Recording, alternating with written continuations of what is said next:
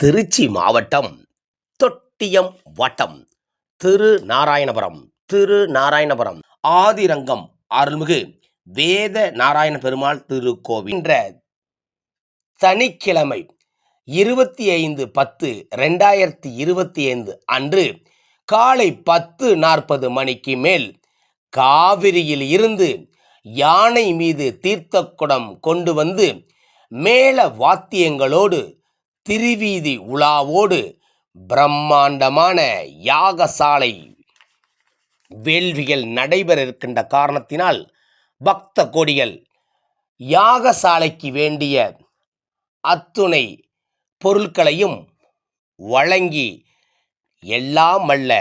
வேதனை தீர்த்திடும் வேத நாராயண பெருமாள், வேண்டிய வரம் தரும் வேத நாராயண பெருமாள், வேத நாராயண பெருமாள், வேத நாராயண பெருமாள் அருள் பெற்று செல்ல வேண்டுமாய் உங்களை இருகரங்கூப்பி